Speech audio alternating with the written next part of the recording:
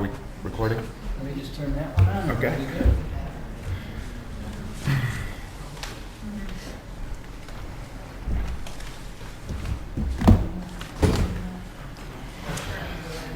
So I would like to call to order the Planning and Zoning and Historic Commission meeting of Thursday, August 4th, 2022.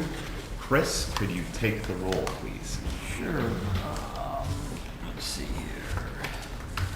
Commissioner Myers. Here. Commissioner Kruger. Here. Commissioner Stenick. Here. And Chairperson Bruner. Here. So the other members of the commission are out on approved absences, so we have a quorum and we can move forward with the meeting. So, next order of business is the approval of minutes. Has everyone on the board had a chance to review the minutes from the previous meeting? You guys have a sheet of that, of the minutes? It's in the packet that's available online. So this would be the meeting minutes from June. I'll make a motion to approve. Okay? Second. Okay, so hearing no discussion and a motion to, a motion and a second to approve the minutes, is there any discussion on the approval? Okay, Chris, can you call the roll? Commissioner Myers. Yes. Commissioner Kruger. Yes. Commissioner Stenick. Yes. Commissioner Chairman Bruner. Yes. Okay, the next order of business is public comment. Is there anyone in the audience who would like to make a statement to the Planning and Zoning Commission on something not on our agenda tonight? Okay. Seeing no one asking for comment, we'll move on to our new business. So the first piece of business will be the public hearing regarding the petition from Emmanuel Evangelical Lutheran Church and ROLM for text amendments to our village code. Specifically, discussion and motion to recommend approval of denial of a text amendment to section 157.030A 1B3 group living facilities. Discussion and motion to recommend approval / denial of a text amendment to section 157.003 rules and definitions. And discussion and motion to recommend approval / denial of a text amendment to section 157.03A2 use specific standards. Could I have a motion to open the public hearing for regarding the petition for Emmanuel Evangelical Lutheran Church and RLOM for text amendment? Yes. I'll second that. Set with a motion and a second, we can now open the public meeting. So, All yeah, sorry. Okay, We need a vote. Sorry. all in favor of open the public hearing? aye. Aye. Okay, so at this point, anyone from the audience may make a statement. So the petitioner or anyone else. Before you do, you will be sworn in by Chris. He'll apply the oath. So, All right, if anyone who's plans on speaking, even if you don't end up speaking, if you could all we could swear you all in right now. Do you plan to tell the whole truth, nothing but the truth, so help you? I can't say that, but. Churches, so, okay, thank you. I forgot. Okay. Yeah, I can't, that's right. Anything Okay. about that. So is there anyone who'd like to come up and speak? Yes, I'm Janet Johnson from Aaron Fox Schiff. I am the attorney for Redeeming Life Outreach Ministries, the petitioner for our application here for maternity home. I have with me Cheryl DeWitt, who's the executive director of the organization, and she can talk about how they operate, how it's funded, and what the goals are for the residents that they have, and how many people would be living in the home that they have on this property that they're wanting to acquire. And then I have Pastor Ed DeWitt, her husband, who is the president of the organization. He'll talk a little bit about what they plan to do to the existing home that's there. And then I'll, when they're finished, I'll address the standards that we have to meet in order to satisfy the requirements for a special use permit and the reasons why we need the text amendments. Okay. Cheryl? Can I get up real quick? My name's Bill Schmidt. I live at 252 Fallbrook Drive, Fallbrook Court. And my question is, the biggest thing is this only going to be for, is this just this property, or is this going to be, you know what I'm saying, village-wide? So if you pass, you know what I'm saying, some kind of zoning, you know what I'm saying, is this going to be for every house in the village? Or No. is this just going to be on this property? It's my understanding. Chris and Chairman, everybody will be allowed to speak, obviously. This is a Sure. public hearing, so everybody is going to have an opportunity. But just to create an orderly process, I think, it's possible they may answer some of the questions that you have during their presentation. Well, So- I'm asking, you know what I'm saying? Right, so before. we can deal with that. I would suggest, if this is the way you want to proceed, that the petitioner, through their attorney, has... I can answer that question for you. Well, Are you the person or? Well, so we're gonna let Janet speak. We're gonna let Janet Right, speak. let me- Well, no, that's She's fine. gonna answer a lot of our questions. Let me suggest this, so you don't have to get up and sit down and get up and Okay. sit Yeah. down. That you present all the information Okay. that you have, and you finish, and then I'm sure it looks like there are people that have questions for you, that they Yes. have the ability to take the podium. I have questions for you guys. Yeah, yeah, That's what yes. I want. Right. I don't have questions for them, I have more. Right, so you'll be able to I'll ask, listen, but, you know. sure, you'll be able to ask all your questions. The commission will do its best to answer those questions, and the petitioner, to the extent you can, you will address the information that people are asking about as well, okay? Okay. So why don't you go ahead? Does that make sense? Yes, 100%.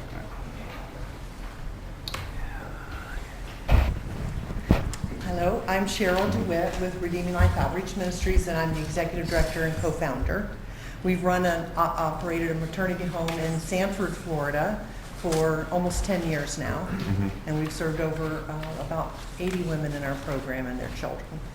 And the program is designed to help women who are in a pregnancy, but they are also in a crisis. They either are marginally housed, they're trying to flee a domestic violence situation, they're homeless, or couch surfing.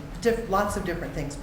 Parents still do kick their children out of the house for an unplanned pregnancy. So we started this ministry 10 years ago as a result of our daughter having her own unplanned pregnancy, and that propelled us forward to see the needs of women that don't have the advantages that our daughter had. Needs for education, for safe housing, for family.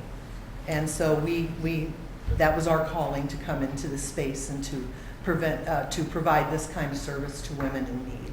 Our program is very structured. The women live together, and we provide a family kind of atmosphere. So we eat dinner together at night with our house manager, who stays in the home 24 hours a day, 7 days a week. The house has supervised. And the women are all over 18 or emancipated by the state. We don't take minors. And we also don't take married women. There's some legalities that you get into there with visitations that we don't really want to deal with. So our program is, like I said, very structured. The women work, and if they don't have their education, their GED, they are required to get that while in our resident program, and then encouraged to go to vocation school, college, or some sort of further education so that they can earn a living wage. Our program is a long program. It's not a revolving door. We have a 12-month program in the maternity home alone. And then if we're blessed and able to move forward with the second home, we would offer two additional years in our transition program. So the program is designed to really provide deep help, and to not just put a Band-Aid on a situation, but to really try to provide solid help. When these girls leave our program, they're ready to be contributing citizens, good citizens, and taking care of their family, their little family. Let's see, what else might you want to know? We are a good neighbor in our neighborhood. We actually have the prettiest house on our street currently in Sanford, and we take great pride in that. Also, the interior of the house is always very clean, very well kept, because again, we're teaching certain skills and things that many of the women that we serve don't know or don't have. So we're good neighbors. We have good relationships with our church across the street and our community. So we're looking forward to hopefully doing the same kind of ministry here, where we can serve women in need and really put services under them that they need, and not just a Band-Aid. But I'd be happy to take any questions, or however this works. Yeah, I think, because you have another person. Oh, funding, let me speak to how we're funded. We do not take government funding. We are privately funded through individuals, through grants, private grants or foundational grants, and fundraising. So we raise 100% of our money privately. Okay, great. We, Thank you. Thank you. Yes. Our program is 100% free of charge to the ladies who stay with us. What we do ask in turn is cooperation with the program, and we have a savings requirement that they have to save a pretty strong percentage, about 40% of their income, to plan for their future. And that's, again, a skill. There's lots of reasons that we do that. It's a skill to learn to save. Nobody lives for free forever, and so we're trying to teach that habit of saving and to know that that money's got to go to rent and or housing at some point in their life. Great. Mind if I ask questions? Yes. How long have you had the house in Sanford? Almost 10 years. 10 years. Quickly, I'm sorry for your That's answer that. What's the visiting policy? There are no visitors at the house. The only visitation that's allowed at the house are scheduled people that come in to either teach a class, volunteer, and do some work with the women. Maybe we have one lady who does counseling, and she comes to us to do private counseling, and so things like that. But as far as family visitation or a boyfriend or anybody like that, it's not allowed in the home. They have to visit off campus. And that's because the house really is a home to other women as well and their babies. So we don't really allow for that at all. Right. Thank you. You're welcome. And what's your total amount of people, women that? In our current house, we can house up to, I always have to count, 6. So, Because we have a room that's a double. We've in the Dundee location where we hope to be, we'll only have 4 bedrooms plus a resident manager room. So it'll be 4 residents hopefully, and one so resident just 4, manager. okay. Thanks. Okay. Okay. Great. So I think then, yes, the next speaker from the petitioner. Hi, I'm Ed DeWitt, president of Redeeming Life. So, there's an existing home on the property now, and we are going to spend a lot of money upgrading that property. But we are not going to, we're not going to expand the size of the house. All of it will be done interior-wise, but we will do work on the exterior as far as upgrading all of that. Our plan is to put a new roof on it, redo the outside as much as is necessary. There will be no sign. That's something that we believe very strongly. And in Sanford, you don't know what this building is. It looks like a duplex, but it's been remodeled into a single-family home. So there's nothing that's going to be inviting people in. There's nothing that if a boyfriend is looking for one of the women that they can say, oh, this is where it's at, because again, there's no sign. We will be abandoning the well and the septic system, and we'll be connecting into sewer and water. The plan is to, at the time that we run the sewer and water for the existing home, we would stub in utilities for the second home if we end up building that. The second home, I believe you all have a site plan maybe that shows where we would propose building that. It shows a 1,500 square foot footprint. So the idea would be to build the house kind of into this, so that it has a walkout basement, about 3,000 square feet. That one, we really aren't sure. There would be no more than 6 resident bedrooms there. So the idea would be then, if we build that, we would switch it and make that the maternity home, and the other would become the transitional home. Can you go into detail what the maternity and then the transitional is? Maternity is where the women live when they first come in. They can come in anytime from a positive pregnancy test on. We tend to not bring women in when they're very late in their pregnancy because we don't have the time to work with them the way that we want to. Not to say that we don't, but we prefer not to. The maternity home is close supervision. The transitional home is where it's exactly what it sounds like. They are no longer, they've had their child, They're no longer in need of the real close supervision that the maternity home offers. They're moving towards independent living.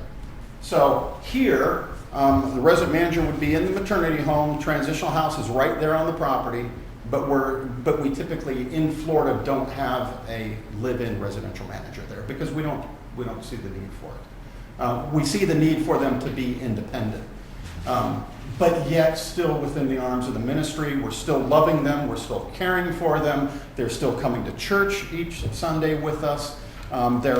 They're going to the maternity home for a Sunday meal, so they are still very much a part of the program. Visiting policy is the same? Visiting policy is the same, yes, no visitors in either one of the homes. And we do have video inside of both homes, so we know if that happens, and it hasn't happened. And how long did you say the transition? Transition, they can stay for up to 2 more years. What we've realized is that it takes longer than the year, especially giving birth and all of that stuff. It takes longer than the year to get them in the position that we want them to be in. So, I mean, to get an AA degree is what, 2 years, right? So we want to give them that next 2 years so that they can continue to work on their career path and that type of thing. Thank you. Thanks.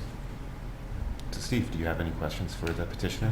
No, I think that was good presentation. I wish we had some video equipment because we have a video and that shows the inside of the existing maternity home. I can tell you it is nicer than the home I live in. Cool. Thank you. Any other questions? Yeah, and Charlie, yes, Charlie and Connie, you're good? I'm good. Yes. Yeah, thank you. Thank you. Thank you, Ed. I will address the question then about the zoning change and the special use permit. And then one letter that we received, or the village received from a resident. First of all, as most villages are like East Dundee, and they don't have a definition in their zoning code that would allow for a maternity home. It's, a group home, but as they described it, it's not exactly like you might think of a halfway house group home. It's much more operated as a family. And they have resident care and programs for the women. So the first item that you have to recommend approval would be an amendment to your zoning code that would call for a definition of a maternity home, and then what the standards are that would have to be met by that home. That's in your packet. Now, that doesn't automatically allow a maternity home in any R4 zoning district. That's where we're amending the code, is to allow it as a special use, which means anybody who wants to establish a similar maternity home in an R4 zoning district would have to come before you and petition for a special use permit. And those are the standards that have to be met, or I shouldn't say those are the standards. There are standards that have to be met in order to qualify for a special use permit. And you would have to do that, listen to a petitioner. In this case, what we have done is explain how our operation will work, and I'll go through each one of the standards that we have to meet and explain why we don't think that this would be or that this would fall within the requirements of a special use. The first one is, would it be injurious to the enjoyment of other property in the immediate vicinity of the property? And would it diminish and impair property values within the neighborhood? This, as they've described, as Cheryl and Ed described, this is like a home. It looks like a home. It will be built like a home. The transitional home will be built like a home, like a single-family home. The only difference would be there would be unrelated individuals living in the home. And to the east are single-family homes. This property actually is screened from those additional existing homes by lots of vegetation. There's a huge change in elevation between this property and Springwood Avenue. So there'll be no access from this home onto Springwood Avenue. We'll be using the same driveway that already exists. Most of the women do not have cars, is that correct? And rely on public transportation or a van that they have that they will use to bring them to and from places that they need to be, doctor appointments or other things, if they don't have a car. So there won't be any more traffic than there would be from a regular home. The next test would be, would it impede the normal and orderly development and improvement of the surrounding property? To the immediate east would our single-family, I believe, R3 zone properties. Then there are R4 zone properties to the east of that. To the west, it's all zoned, I believe, R2 for the most part, but it's undeveloped land. It's owned by the church. We're only purchasing a small piece. I can show this to the individuals here in the audience. We're purchasing this portion of this large piece that's owned by the Manuel Church. So we're not developing any of this. We're not doing All the stuff over the national times and the streets and all that. That's all over here. That's Yeah. all in the state plan, so. Yeah, you don't. Second house is there? Oh, Sorry, I will. No, I can show you. I've got some copies. I'll pass them around. I'll hold them. You got one too. We've got copies. We've got quite a few copies. What they have the license. They haven't, this hasn't been registered yet, so we don't know exactly, but the existing homes are right there. Coming off, You're all human. come down the driveway. Just kidding, just kidding. Yes. Yeah. Look at the whole pathway in here.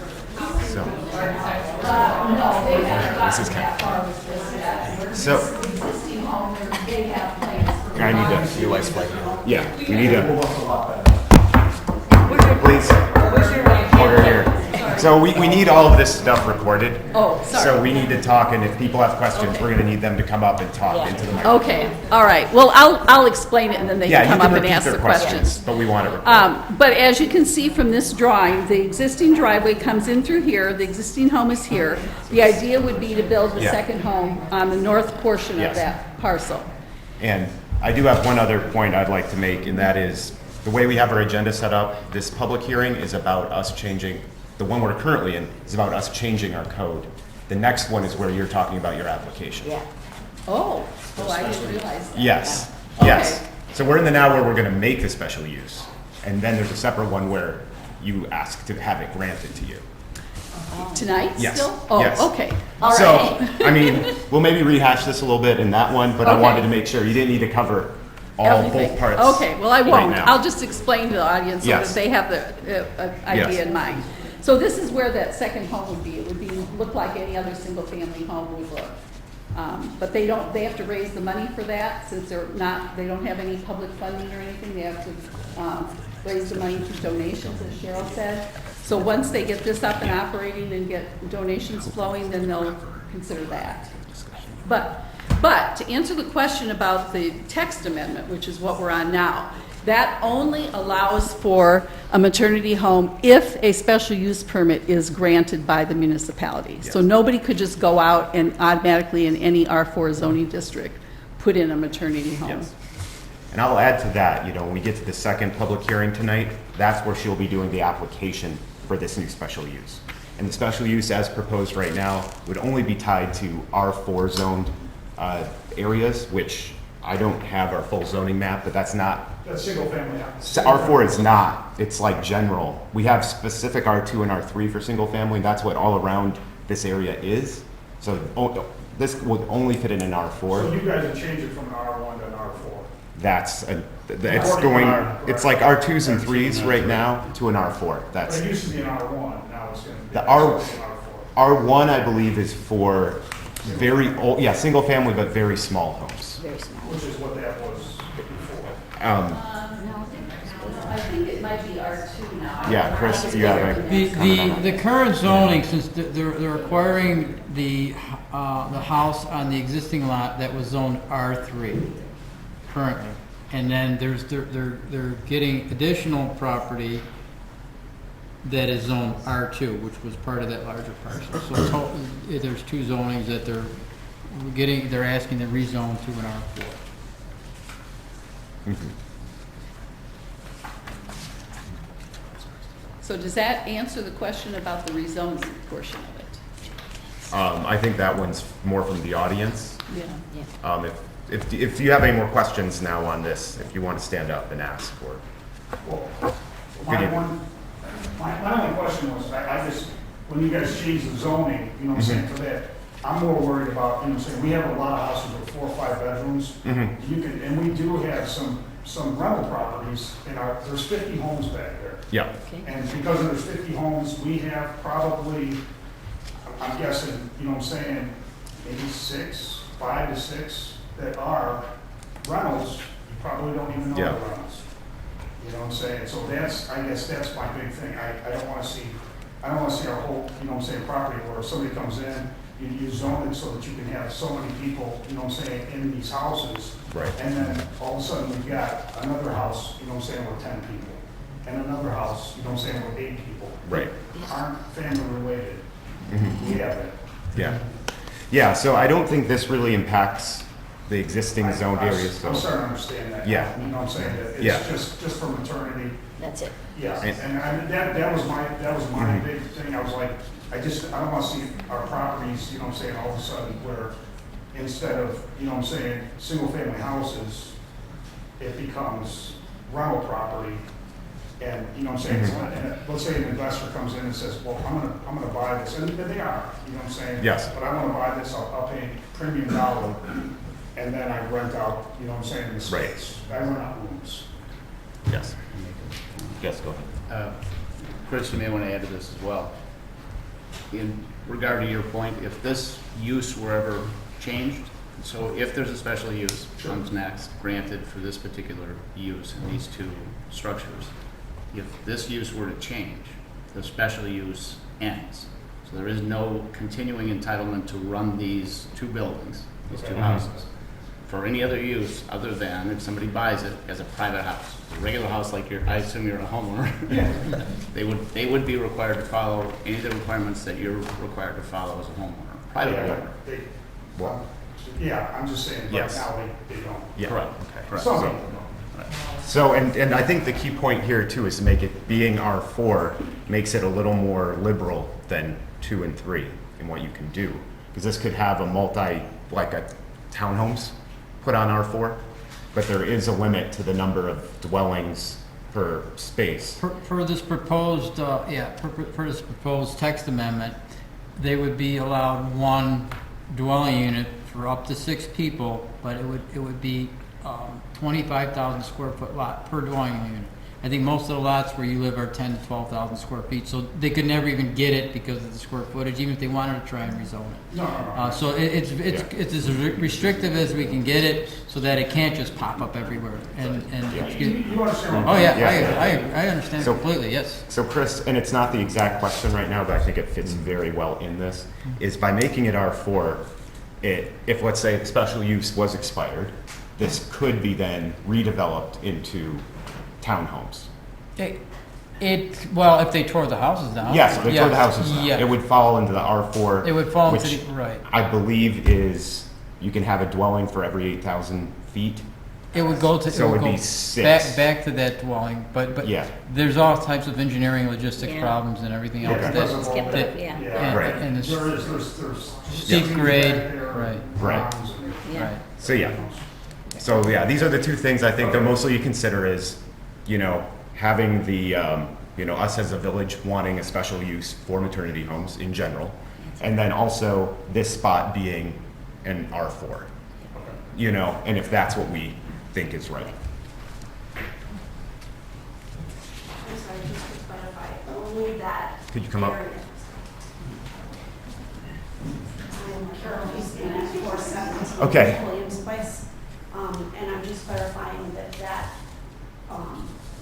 this area is the only spot that will be changed, the zoning will be changed, right? Just this little, thatched You area. have a difference, like it sounds different. Mhm. So I just want to make sure that nothing that we have will be changed.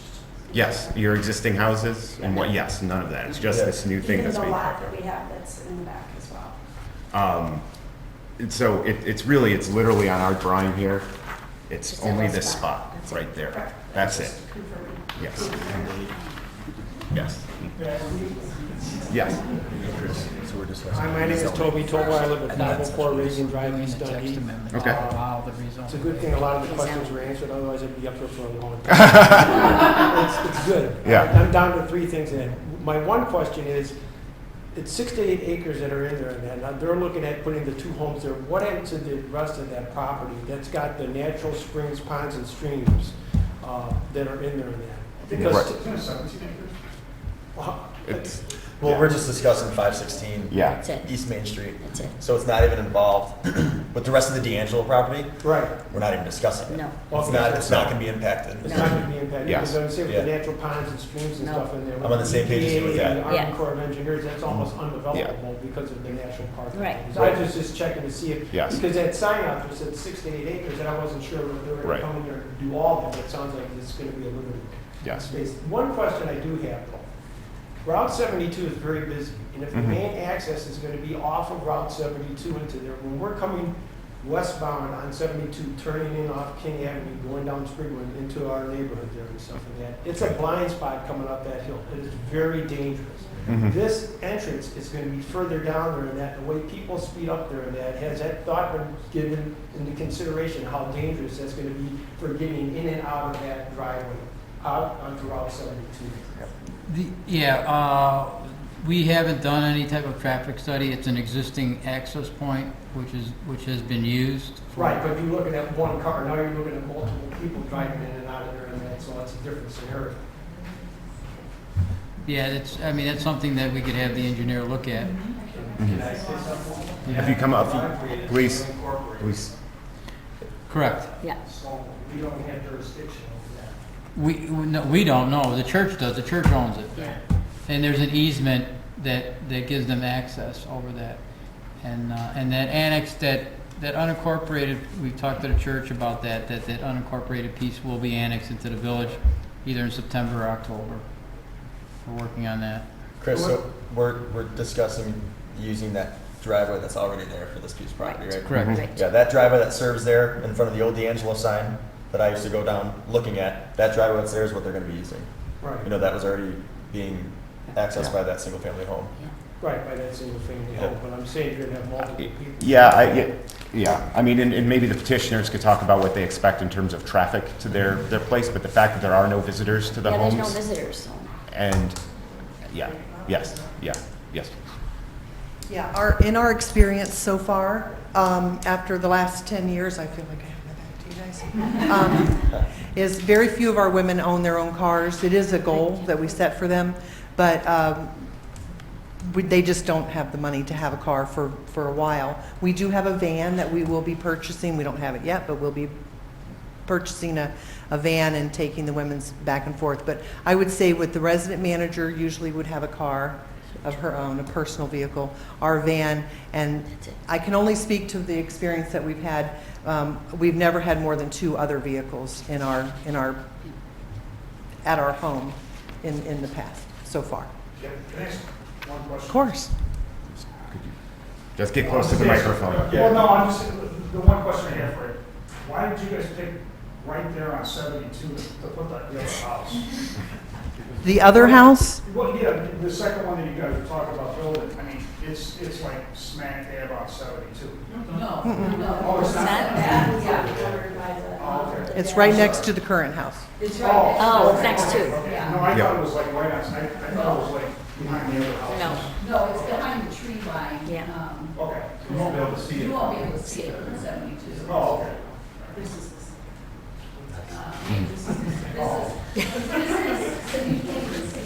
Yeah. Please, could we?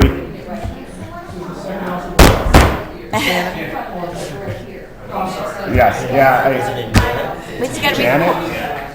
Hey, Janet. we gotta record it. Yes. So, yes, no, I know you're trying to be helpful. But, yes, I would appreciate such questions to come up to the chair so we can discuss them I then. will explain. The second home, if it is built, will be just a little bit north of the existing home, and it will be set way back from Highway 72. You still won't even be able to see it because there's a big tree line and there's like a a gully or a ravine or something that's in between the place where the homes are and Highway 72. No. Okay. Yeah. May I speak one more time? Yes, please, come on. This is actually addressed toward the board. I wish you guys all the best luck in the world. If it works out for you, great. But my question to you, if this does not pan out, has there ever been any thought given to turning that area into like a park or green space? Because there are no parks south of Route 72 in this Dundee. Right. So this isn't right now, I think, something that our commission would be addressing, but this is definitely something you should bring to the board and talk about the development, the village board, about the development of that area. So, and just to let you know, you might not all be aware of how our government works. And how these public hearings go. America, I don't understand. Yeah. And it's very confusing actually. You know, it took me a while to understand how it goes. But we have these hearings, and we pretty much listen to all of the public's comments, and we make a determination that we provide as guidance to the village board. They're the ones who will actually vote and make it, happen. And so they're the ones who, more comprehensively look at the long-term plan right now of how we use our land. To the village, to improve let's say, the state of our village. We, at the specific, in these things, our recommendations are pretty much made on if we feel that this is in line with what we've done in the past, but we're not doing, in a hearing like this, talking about long-term planning for that land. So,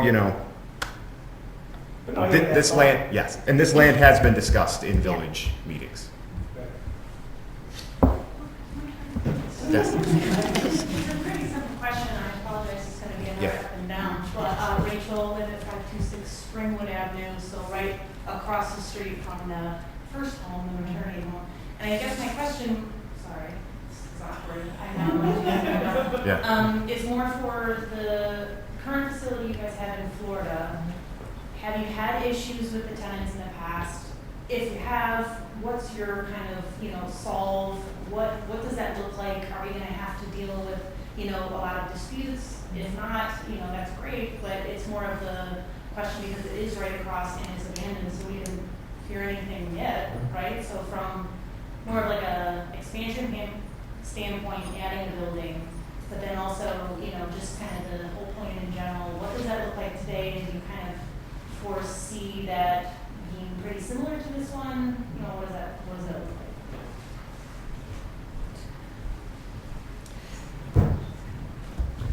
like? Again, I can speak to the experience that we've had so far. The girls live very peacefully here. They are coming out of a lot of times very chaotic situations and are seeking peace. So we don't have disturbances or problems of that type. We've never had one boyfriend so far in 10 years show up at our door. We do have security inside and outside the house. We'll have cameras, alarms, for their safety and for, surveillance and just to make sure everybody's safe. So we don't have police at the house every day or very often at all. Have we had them before? Only if we've had to ask a woman to leave, but it's a non-emergency situation. Oh, no. The police officer would come and help assist us. We don't have to go through an eviction process because we're a program. So they are signing in voluntarily and we can ask them to leave voluntarily. Don't have a lot of issues. We don't have any issues with violence, but sometimes they don't want to go and they need to go. So we have had to have a non-emergency police officer come to the house, but rare. We've had 2 emergency deliveries in 10 years where we've had placenta abruptions and needing to call ambulance. So we've had that happen twice. So we do live a very peaceful life there. Again, it's them trying to come out of chaos and to just have a chance. So, it's a great question though, because we also make sure we have a relationship with the police department. The police officers, now in our situation in Sanford is very different. We are in a more of a neighborhood. And so they can ride by and kind of watch us and make sure that, we're good and if we need help or anything, but they stop and say hello sometimes, but that's about it. Over here, we're going to be much more secluded, which I think is going to be even better. This situation is ideal for us, and we do want to be good neighbors, and we would be very conscious of noise, and we don't have big parties. We might have a gathering twice a year, maybe in the front yard where there's plenty of room, but no parties per se. We don't do that. So. And They live a very quiet, ordinary life most of the time. And I would like to add now, I think we've had a really good conversation here, but I would like us now to make sure that we keep our questions focused to the general text amendment for the special use on our books. So this is our first public hearing. We really need to have a determination of do we want to add as a possibility to have maternity homes in East Dundee. So if your questions are no longer involved in that, okay.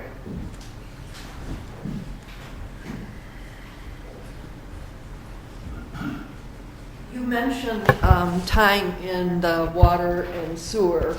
Will that affect anything on Springwood Avenue? In other words, will you have to have access for that through Springwood Avenue, through that small wooded area that's beyond, on the other side of the house?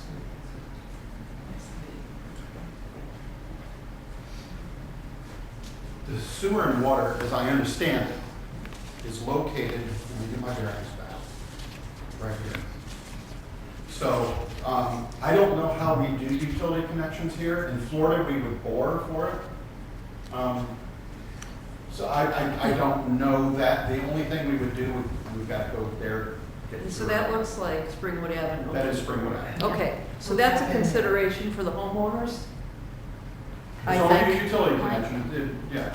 It's Sewer and water as well? It's going to be underground. But they'll have to maybe access through the trees, and there may be some Nobody's trees degradation. except our trees. Yeah. They would go, the trees that you're talking about? are these? Yeah. Yeah. All these Good. trees along this line? Again, and in Florida, we would bore for it. And it would all be underground and no cut and pavement. I don't know how well to do it. So that's a consideration. The other question I have, does the maternity home through the church pay taxes? I know churches are tax exempt. If we're going to be accessing public utilities, it would seem. Yeah, we pay whatever impact fees we have to pay, but we do not pay. We are a 501c3, not a tax exempt organization. Okay. But we would pay for sewer and water. Yes. So, and I would add our amendment here for our code for the maternity homes. We could support one that were for pay that we would, I guess, charge for. So, not in this particular one.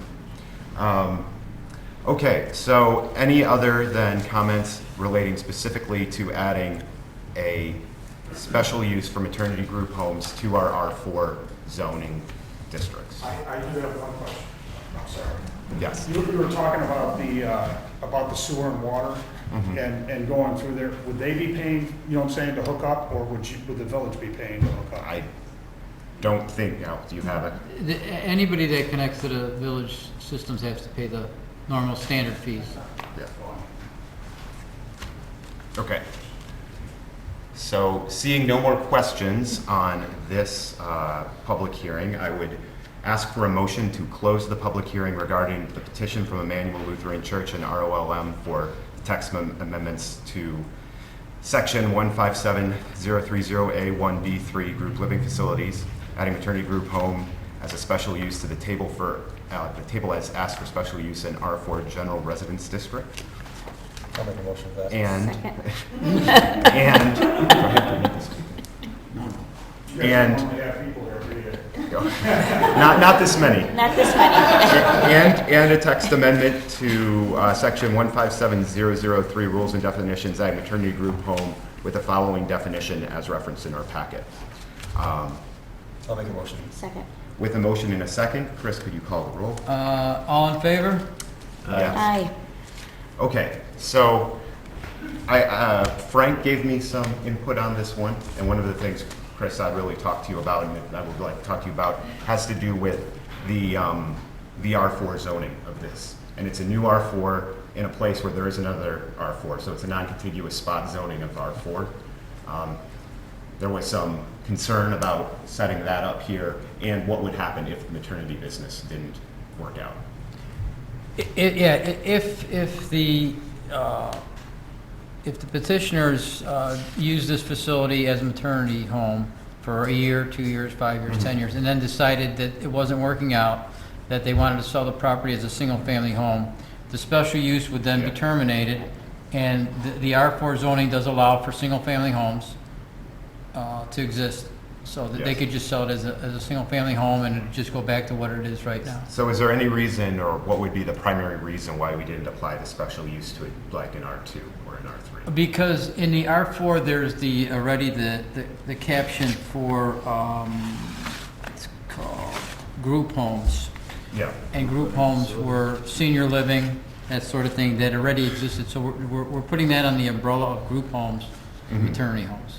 That's why we picked R4. Right, so pretty much, yes, you thought it was closer in spirit. Correct. Because we could, as a village, add it as a group. We had conversations about using it in an R3, or, because Okay. it's already zoned R3, but we didn't have that group home subcategory in an Yes. R3. Okay, And we wanted to make sure that we were restricting it as much as we can, so that it doesn't pop up everywhere. okay. So does anyone else have anything they would like to discuss in regards to making our recommendation on it? No, I'm good. I have a question.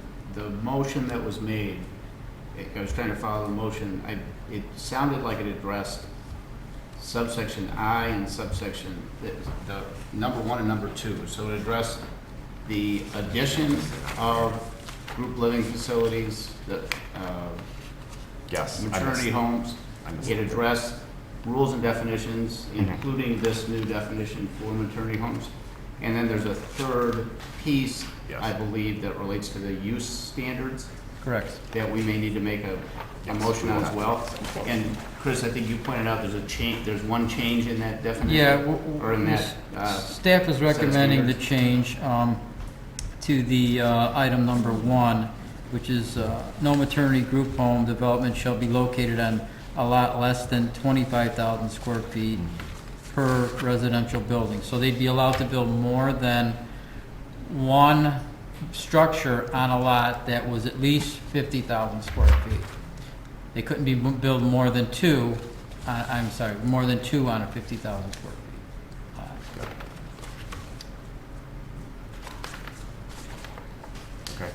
So yeah, so now what we would have to do is make the motion to like approve or deny each of these things. I was just closing the public meeting before. Oh, I'm sorry, okay. Yeah. That's fine.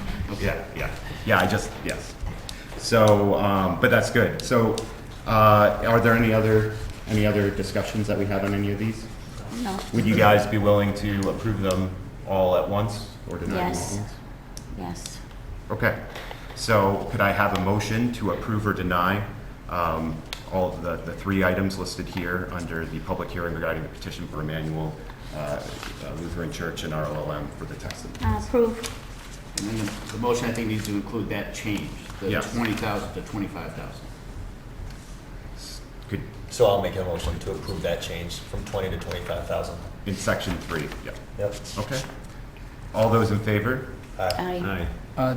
Did we get a second that, on that? Yeah, sure. You too. Okay. So so how do we do that? Is it his motion then? My Since he motion- didn't to amend it? She seconded it. And then The we can- initial motion was to approve all 3 of the Right. changes, or the text amendments being proposed. And then there was Right. an amendment to do the 20, to I think, reflect the change. Right, so if we're following Robert's rules, the individual that made the motion would agree to amend their Yes. motion. So do you agree And to? then it would be seconded. Yes. So do you, Connie, agree to amend your motion to include the 20,000? Because I approved, yeah. Replace with 25,000? And then Right. Charlie, are you going to second? Yes. I'll second that. Okay. So we have a motion and a second. We do. Yes. Chris, could you call the roll? Commissioner Myers, Yes. Commissioner Kruger, Yes. Commissioner Stenick, Yes. Chairman Brunner. Yes. Okay. So with a unanimous vote, this passes, and we will we'll send our approval to the village board. So, do we have to do our findings of fact on this one now? That's only in the special use. Special use, okay, great. Can I ask one quick question? Do you understand the change that was just made to the? Chris has talked to me about it. Very good. Okay, yes. So, yeah, for the rest of the folks in the audience, that means they would not be able to build a third building on this property. Okay, so now on to the second item on our agenda. Could I have a motion to open the public hearing regarding the petition from Emmanuel Lutheran Church and ROLM for rezoning and a special use? So moved. Second. I have a motion and a second. Okay. Chris, could you call the roll? Commissioner Myers, Yes. Commissioner Kruger, Yes. Commissioner Stenick, Yes. and Chairman Bruner. Yes. The motion passes, so the public hearing is now open. Petitioner, if you would like to get up and say again why you want to use our new To special save use. time, can I incorporate everything that we've already said? Sure, go right ahead. Into this part of the public hearing? I think that, yeah, that would be helpful. And I think the other standards that I hadn't discussed, I will mention Yes. now. Adequate utilities, access road, drainage, or necessary facilities. And as we said before, right now there's an existing home. It's served by a private well and a septic system. And the private well is not usable. It doesn't satisfy the requirements, so it has to be connected to municipal water, which of course, as we've already answered, has to be paid for by the petitioner. And it also has a septic system, which is old and not adequate for their use, so we would like to connect to the sanitary sewer. That's an engineering question. We didn't bring our engineer here today, but the idea would be it's an underground connection. Because of the elevation change, as Pastor Ed said, most likely they're going to bore underneath it because somehow they're going to have it at a slope to get down, but it's going to all be underground, so. I did meet with the contractor out there several months ago who was looking at it, and that's what he was thinking, that directional boring would probably be the most efficient way to get it completed. Right, so I think that answers the questions of the public, that there wouldn't be a lot of trees taken down to excavate a big trench, to put it in. It would be underground and not really visible as it's being constructed. And the other thing, we did receive a copy of a letter from a resident who was concerned about possible impacts on the aquifer and the water table, or the aquifer that feeds the spring. And as the blown up exhibit here that Chris prepared shows, the spring is in this area over here, and the aquifer, we think, goes this way. Nobody knows for sure exactly, but there's been issues with sinkholes and things like that over the years on this side of Higgins. And this property is over in this little corner, so it really isn't going to have any impact on, and we're not planning any changes to any of this. This is owned by the church. If they want to do something with it at some point in the future, that's going to be between the village and the church. It has nothing to do with us. Adequate measures to provide adequate ingress and egress. There is the existing driveway that's there, which we would continue to use. We have an agreement with Emmanuel Lutheran Church. If they provide any other kind of access this way or some other direction in the future, we will modify our access easement, or, if necessary, to provide a more direct access straight into the property. But at this point, there's no plans for that, and we believe that driveway, as Mrs. DeWitt said, is protected, it's quiet, it's not going to have a lot of traffic any more than it would normally for a residential building or residential use. And is it in harmony with the use and purposes and goals of the comprehensive plan? And the staff has included in their materials that it's currently zoned residential and aligns with your community form and character goal of your 2002 East Dundee Comprehensive Plan. And we do think that this use is complementary and fits right into the neighborhood that's there, although it was cut off by the elevation changes around this site, and there will be no access into the residential neighborhood to the east or the south. And with that, if you have any other questions, I think we've answered all of them. Unless you have more. Anyone else from the audience with wish to speak? Okay. So No comments? No. Okay. Well then, can I have a motion to close the public hearing regarding the petition from Emmanuel Lutheran Church and ROLM for rezoning and special use? I'll make a motion to close the public hearing. Second. Okay. Chris, could you call the roll? All in favor? Aye. Okay, so, does anyone, have something that they would like to bring up in regards to this before we vote on the motion? Okay. So could I have a motion to approve, before this, recall that. Do we want to do these in bulk as well? Yes. Okay. So could I have a, I think we are, the findings of fact that you will be considering and making part of your motion relate to the special use. They don't necessarily relate to the zoning. There was one of the pieces when you asked for comments, somebody mentioned you got a letter from yes, an individual that we would want to either enter into the record, read and enter into the record, Right. whatever you want to do. Is that the individual here? so I believe this is the individual that was referenced by the petitioner. Was that your comments on behalf of Diane Berzovi? Yes. So this was addressed by the petitioner. I can read it into record. Or we can just make it part of the record. It sounds like you've addressed Yeah. the substance of the letter. Yes. So I think we'll leave that as is. We all had it. I guess it would be, though, good to bring up, were there any other, did we have any other communication from anyone else? Other than, the only communication we had were phone calls wanting to make sure they could come to the meeting and speak and voice their opinion. And we Yes, and encourage them to do that. Yes, and that's for all of these public hearings? Correct. Okay. So we have the one printed out here in place. So, okay. So, so we will do them, actually, we'll do them separately so we can do the findings of fact to approve those. I don't see that necessarily on the agenda, but we will do that. Find that in here. Application agreement.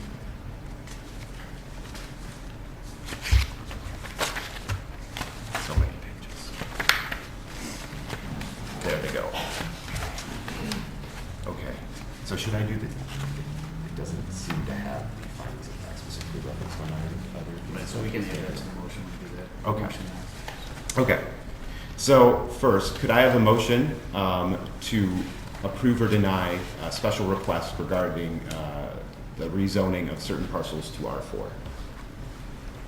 I'll make a motion to approve. Okay. Second it. Okay, any discussion? No. No? Okay, please call the roll. Commissioner Myers, Yes. Commissioner Kruger, Yes. Commissioner Stanek, Yes. Chairman Bruner. Yes, so that passes on approval, correct? And then the second one, could I have a motion to, well, first, has everyone had a chance to review the findings of fact as stated by the petitioner? Yes. Yes. Yes. Is there any changes that we want to make, or it's all, No. all good? Okay, so could we have a motion to approve or deny the special use designation to accommodate the existing residence and construction of a second residence for use as a maternity group home with the corresponding findings of fact included in the, I approve it. Second. okay? So there is a motion to approve and a second. Chris, could you take the roll? Commissioner Myers, Yes. Commissioner Kruger, Yes. Commissioner Stanek, Yes. Chairman Bruner. Yes. Okay, great. So I would say to the audience, if you don't want to stay to the end of the meeting, we have 3 more. So anyone who wishes to leave may leave it at any point. Can you explain one of the pieces? If anyone filled out one of the forms that we spoke, if I could get that from you? Excuse me, while you're still here, this goes, just so you understand, and if one of you want to describe this goes to the board from here. This body recommends information and changes to the actual village board, the village board makes the ultimate decision on the text amendments, the rezoning, and the special use. So this is step one in the process. Yes. Thank you. Yes, thank you all for coming. Yeah, thank you. Yep, have a great night. Yeah, Yeah. that's how it goes. Yeah. Yeah, I know. I figured you guys would appreciate that. The best part is next. Yeah, you guys are gonna miss some of the real good stuff. Yet to come, huh?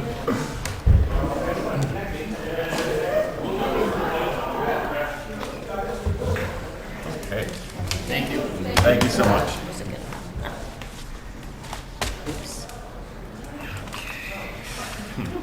This is pretty timely. What's it? This is pretty timely with a national discussion of abortion. Yeah, right. Oh, this will be interesting now.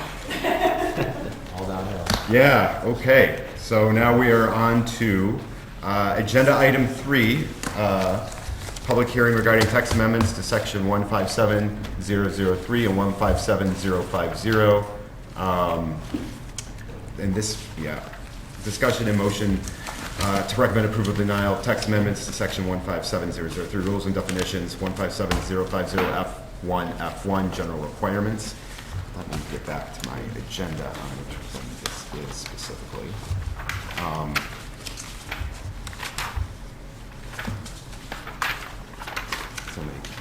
It's probably going to be easier on my computer at this point.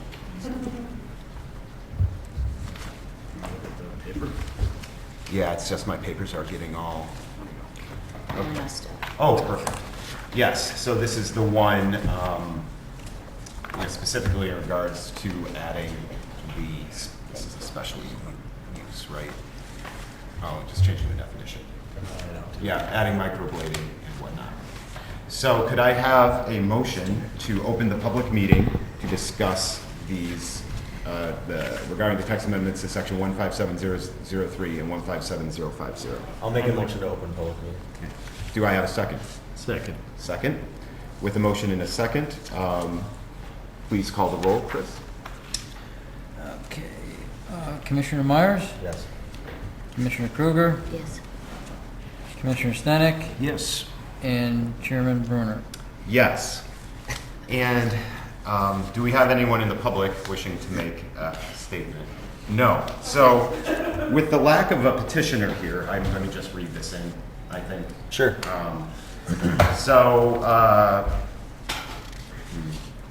the change that we are looking to add is rules and definitions, permanent cosmetics, microblading, micropigmentation, and similar care services. The practice of placing ink or other pigment into the skin or mucosa by the aid of needles or any other instrument used to puncture a person's skin for the purpose of permanent cosmetic restoration or enhancement of the epidermis for repigmentation. This category of service does not include other forms of body art such as body piercing or the adornment of the body with letters, images, drawings, or other illustrations. The use is also commonly known as dermal implantation, areola restoration, microstroking, eyebrow embroidery, nanobrows, faux body replacement, and long-lasting makeup. Additionally, so that would be the change to 157003. For 157050 F1, F1, we would add just the permitted use for permanent cosmetics, microblading, micropigmentation, and similar care services for B1, B2, and B3 zoning districts. And we would also be adding tattooing as a special use to B1, B2, B3. So that's the distinction in the verbiage where, letters, images, and drawings or other illustrations are called out specifically. Those would require special use. Do we have interest in someone bringing this to the area? Yeah, on the microblading end of it, there is someone that is planning on opening up a boutique at the modal building. The what building? Modal on Oh, River that's where they're Street. going. I was River wondering who was Street's going one. there. They're looking to lease that property out. It'd be, So what is microblading? Is it like tattooing or? it's similar, but it has to do more with either after a surgery, if you have scar tissue, if you're a burn victim, if you have reconstructive surgege, it's more medically okay. So it's not enhancement, like or a if you, tattoo or something. Yeah, you lose Eyebrows. we eyebrows. have a person from the audience. Would you like to describe what microblading I is? don't need to know, but I can make everybody understand. Yeah. Eyebrows, Like, where yeah. I've heard it the most is, women often will fill, or people will often fill their eyebrows to make them darker or whatnot, or shape them. Yeah. This allows you to do it like one time for a little, it lasts a very long. So it's like a tattoo or something for your eyebrows. Yes, but using like, it's not like the needles as much as, I imagine by the name, it's getting ink under the skin in a way that's maybe not as permanent as like a tattoo. Yeah. Huh. Yeah. Yeah. It sounds I'm with you on permanent to that. me. Yeah. So, I guess without the petitioner here, we had a nice packet. There's a good description of her business in the packet if you had read through that. That was nice of her. Yeah. That's cool. Yeah. So that's all she's doing, or she's doing like everything else you just read? She has She's a doing- nice So it's equipment. Botox? She has a nice. Yeah. Botox? Yeah. The business is going to be No. like a wellness. Wellness center. So the petitioner asked me if they needed to attend, and I told them they did not. This was kind of directed by the village board. Yeah. Because there were Oh. conversations about this business coming in, and at the last village board meeting, the village board made a recommendation to get this on an agenda for you guys to discuss it, and then make a Yeah. determination if you would recommend to have the code text amendment modified. Yeah. And yes, we do have someone wishing to add, and Oh, happens to okay. be On behalf of the village board, it's because the amendments couldn't go to us before directly, like, Mhm. you Gotta guys go still through have us to, first. like, if staff or even we wanted something to get changed, it has to go to you guys first in order to come back to us. So this is something staff recommended, the board had to say, yes, please take it to planning and zoning, now it's here, Oh. then it'll Yeah. go back to the board, so. And this will be relevant when we talk about later items on our agenda, because they're trying to fix that process. Yes, so I do have a question. Did we have anything, or were you aware of anything regarding tattooing prior to this special use in our ordinance, or is this our first introduction of tattooing as well? Tattooing currently, the full-blown tattooing is currently only allowed in M1 districts. Okay, Okay, so the medical, in our code, it's called medical tattooing.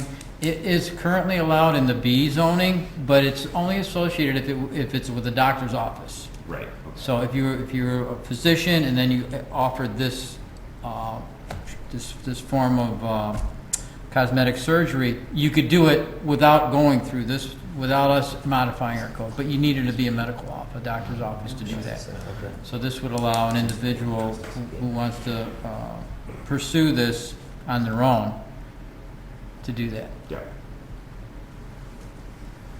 Okay, great. And I mean, these are recommendations as far as if you think that maybe B1 is not the place to have tattooing as a special use, you could recommend B2 and B3 only. You can, however you guys see this, if you don't want it downtown, then you would exclude the B1, which is all of our downtown This is businesses. not your traditional tattooing No, service. no, like you I'm have saying it- it on the tattoo end of it. Right. Because they're also looking at modifying the tattooing and whether you want. Yeah, there is no special use application right now, but it No. will allow someone to apply for a tattoo parlor downtown. So If something they you want, want. we have that now as an option that a business could apply for. Oh, you do? Well, I know- that will be if we approve this. Yeah, okay, because before they said, Yeah, They right, said Right. Yeah.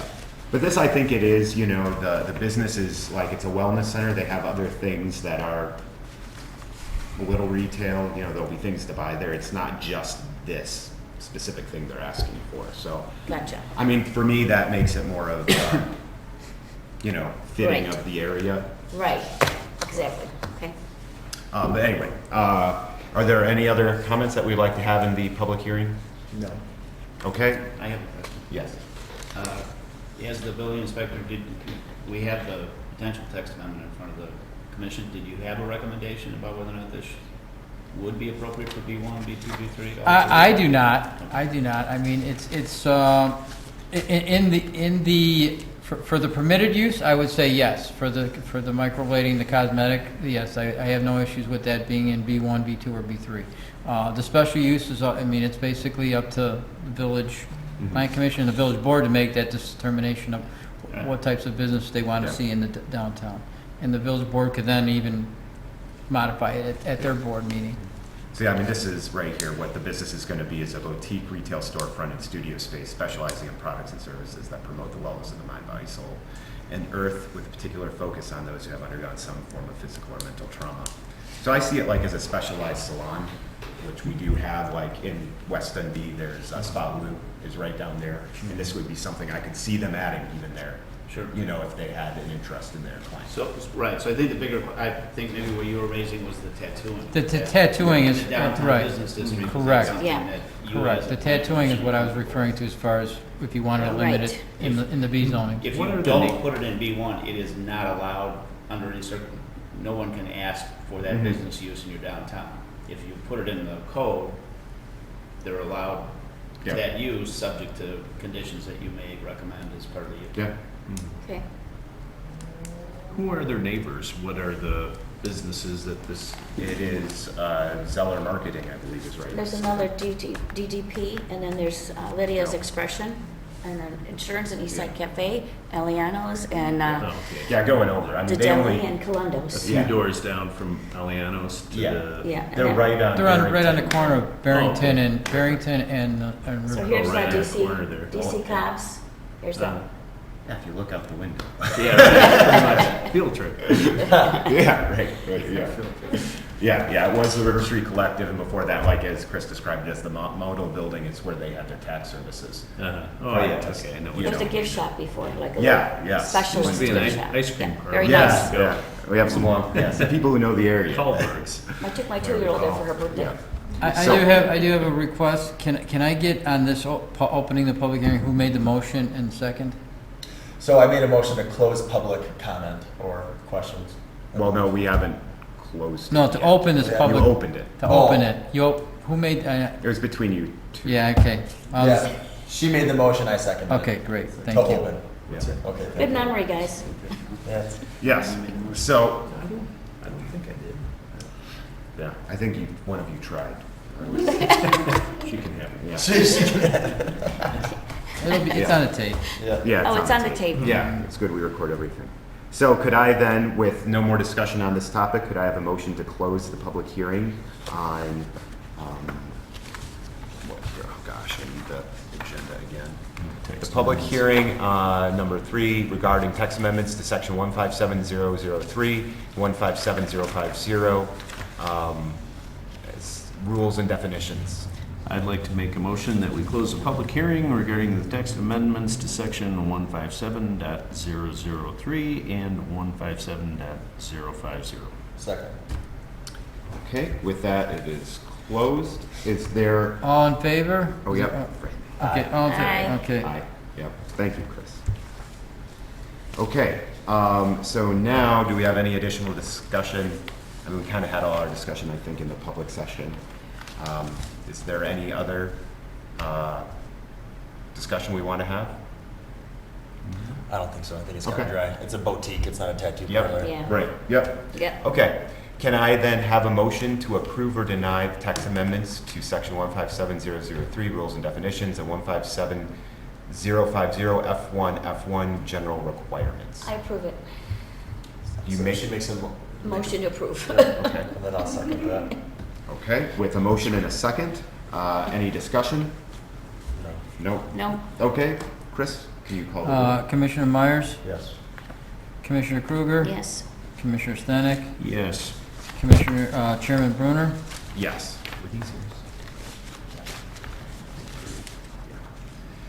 Yes. If I didn't say yes. Okay, on to item number 4. Public hearing regarding text amendments to section 157086, special uses.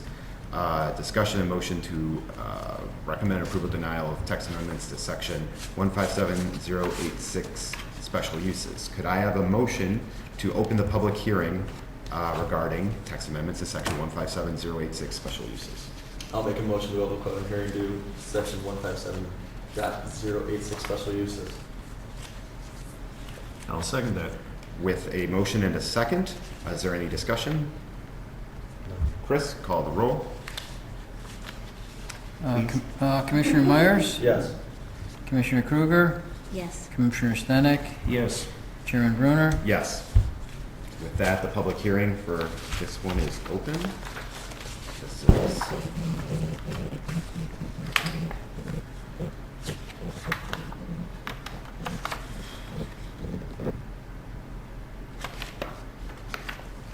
once again, this is going to be a village. So this is the village making a proposal to change the way we handle special uses in our village.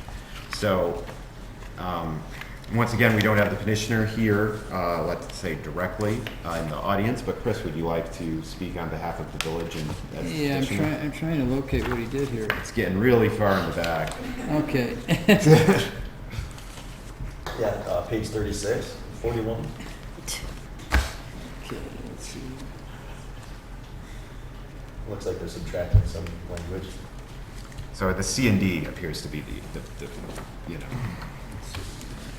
big addition to me.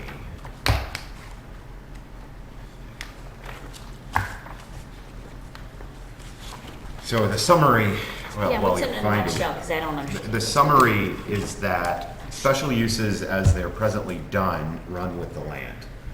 Right? So that means someone can sell it and the special use can just continue without coming back to the board. It can be passed down in a family, forever, those types of things. So the first thing is saying that when things change or when the special use stops being actually used, it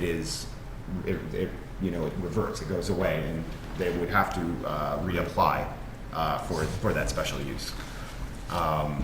And so they have some verbiage to cover the ones that, were before July 18th, 2022, and then, with the approval of this, all new ones. So, they're saying that special use will expire at the sale of the property, the operation by a different person, or the discontinuance of this. So I've talked to the board members a little bit about this, and we have certain special uses that we grant for strategic purposes or something that may make a lot of sense at the time to spur some type of development, but they could be considered temporary things. Like maybe we don't want as much parking as we have over a long period of time. We may want to redevelop some of that.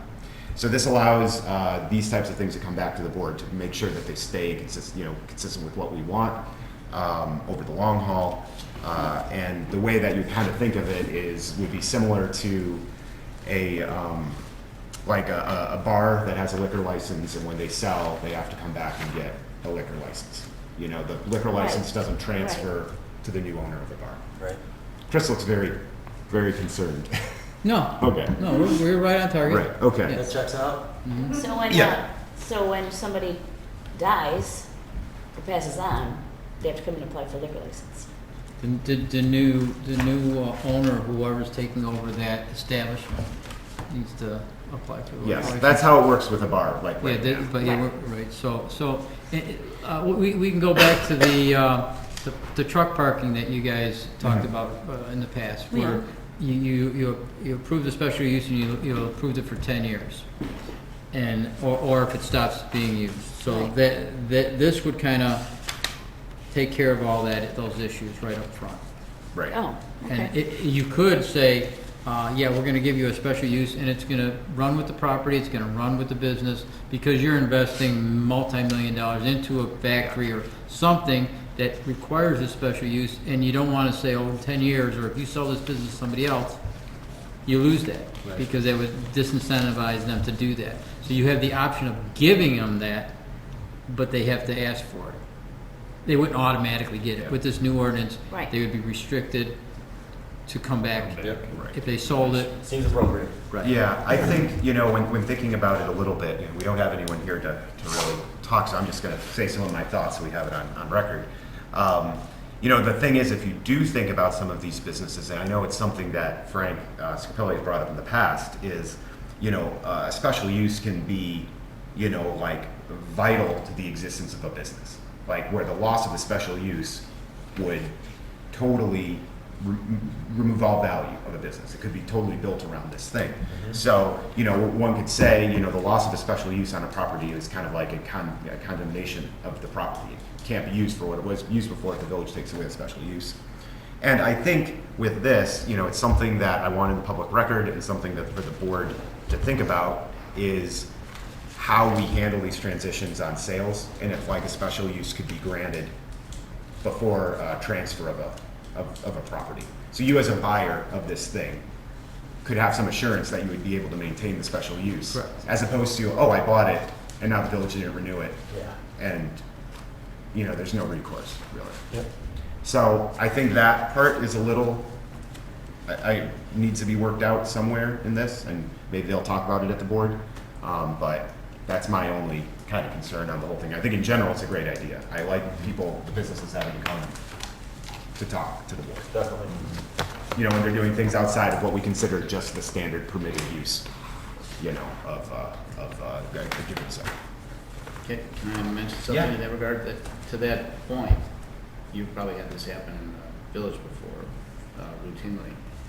If someone is concerned about the continuation of special use, they can put a property under contract, which is not uncommon for a business, with the condition that they secure the zoning that they're looking for. Yeah. So they would put the property under contract so nobody else can buy it while they are applying here with you, the village, for the continuation of the special use, or maybe even the continuation plus whatever it is they may be looking for that could be new. And the contract is voided if they do not get their zoning. So that is something that they have an option, even outside your code, they'll have that option as part of the business transaction. Yeah, so that would be, and maybe people, looking to acquire businesses in our town will pick up on this and just naturally start putting that in, when they're doing their due diligence, right, on their acquisition, right? Make sure that verbiage, that, condition is put in there. So, I think there was one other thing I wanted to bring up on this one. Does anybody else have anything? I don't. No. Yeah.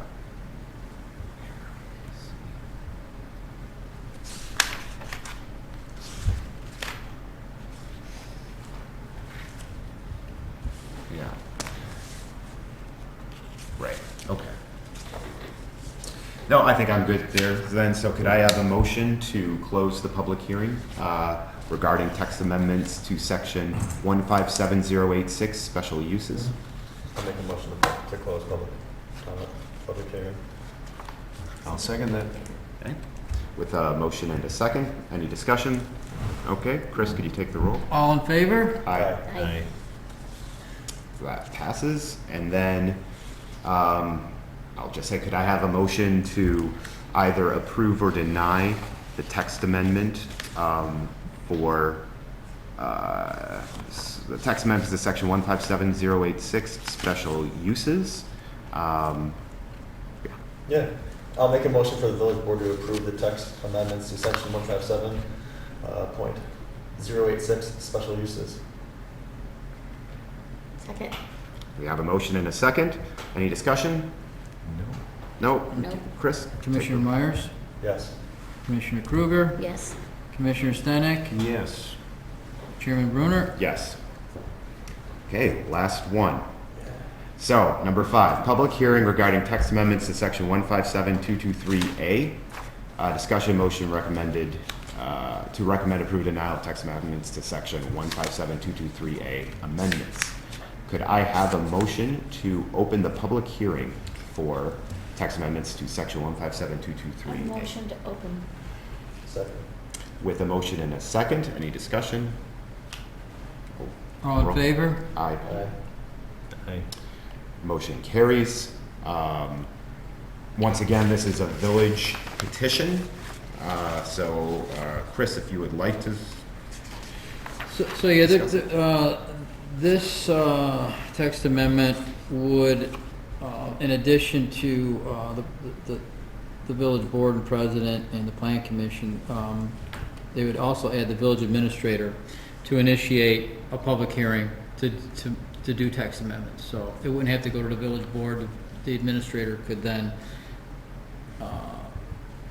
make a request through to the plan commission to add something to their agenda to make a text amendment. That's basically what this is about. Right. So this is from earlier when we had the microblading. Yeah, she's gonna. Yeah. Oh, Okay. okay. So Since I can actually be public, right, because I can sit Yeah. on this side. So just like what came up earlier with, the petition had to go, like anything that the village recommends has to go before the board. Then the board has to say, yes, you can take it to planning and zoning to have the public hearing. And then it still comes back to the board To you. for final Mhm. approval or whatever. This is eliminating that initial board step. So it's allowing staff through the village administrator to take it straight to planning and zoning. So you guys can have the public hearing, go through all of that process and make the recommendation straight to the board. Then you get it So- back. So it takes the board out of the first step. So anybody, what do you mean staff, just Catherine, or, No, it would be the village administrator. It Oh, would come just from her. Erica. so you would send her, It would pretty much be Erica would, I'm sure staff would get together, I'm sure Chris would be It's a- involved, like in writing the But proposal. Erica would direct Franco or I oh, Yes. okay. to put the agenda together and get it on your docket. Oh, okay. Right. So it skips the board from having to allow them More, to yeah. go. And as we talked about before, there have been items that we've been wanting to look at as a village. You know, our code is kind of messy. Yes. So now if staff or somebody within the village or even somebody on the board has a suggestion, staff can take it to you guys first without having to go board first, then I to see. you guys, then Yeah. back to the board. So Easier, yeah. it just takes out that step. Okay. yep. And then there were also some housekeeping items that we modified. You can see things that are crossed out and things that are added that are streamlining things also to get this process done a little more efficiently. Cool. Efficiency's good. Not less. Not, oh, those are like typos. Really? Yeah. Oh. Yeah. We like to clean up the code in many Yeah. ways. Yeah, so we're doing work here. Perfect, yeah. So the only comment, I got some feedback on this, specifically on some of the removal, the removal of the clerk from some of the explicit roles and responsibilities. So, in general, I really like the change because it's going to make things faster. We'll be able to talk about something here and just get it right on our next meeting, Right. without having to Bounce it bounce back and up forth. and then back down, Yeah. to get the staff to work on something. But it is pulling some of the responsibility away from the clerk. And the comments that I received was, at least historically, the clerk was an elected position here and was considered a check and balance on some of our operation. That hasn't been the case recently. We have an appointed clerk right now. But still, this is removing from, this process that potential check and balance on the filing of these types of text amendments. And interacting with our citizens. So, I'm just raising that as it was raised to me. Thank you for that. I just have a question on this subsection D. Within 45 days after the close of the hearings on proposed text or something on it, am I getting this that we need to provide a findings of fact? Yes, We'll we be doing that typically together. do that right at the hearing. Okay. Yeah. Yeah, but you would have up to 45 days. Okay. If it was something really complicated and you guys needed time to work on it, then yeah, you would have the 45 days. That's already in the code. Good We're to not know. modifying that. Cool. All right. Yeah, so I would say in regard to my comments on the clerk, when this is brought to the board, to make sure the board's aware of that change, and if we're okay with, someone in the village it's pretty much the way the text has changed. It's just the village, you know, so it makes it, so it could be delegated, which is good, but, I would, you know. Okay, is there anything else that we would like to have discussed in the,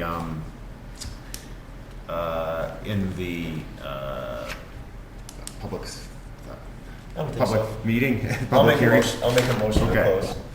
close. So, okay, with a motion and a second to close the public hearing, Chris, could you take the roll?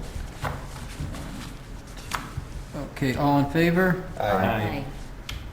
Okay, any additional discussion on text amendments to section 157-223A? No. Okay, could I have a motion to approve or deny the text amendments to section 157-223A amendments? Approved. I second her motion. Okay, a motion and a second to approve. Oh, I'm sorry. Wait. I forget about the motion. Yeah, a motion to approve, A motion, yes. a motion. To Okay. approve the text amendments to section 157-223A has been made and has been seconded. Any additional discussion? No. Okay, Commissioner Myers, Yes. Commissioner Kruger. Yes. Commissioner Stanek, Yes. Commissioner Bruner, Chairman Bruner. yes. Okay. Okay, the motion passes. Okay, on to our next thing, other business. We have none. And then finally, adjournment. Could I have a motion to adjourn? I would like to make a motion that we adjourn the meeting. I'll second his motion. A motion and a second. Chris? Okay, all in favor? Aye. Aye. Okay, thank you. With that, the motion carries and this meeting's over. Well done. Well, thank you. Oh, It's a little hairy. No, I said that. Nice work. Well, thank you, guys. Yeah. I appreciate Yeah, it. good job. We Every meeting appreciate comes it. to an end. Some of them not until And thank you so much. I Really? really appreciate Oh, it. yeah. Wow. Well, thank you. I think the next one will be better.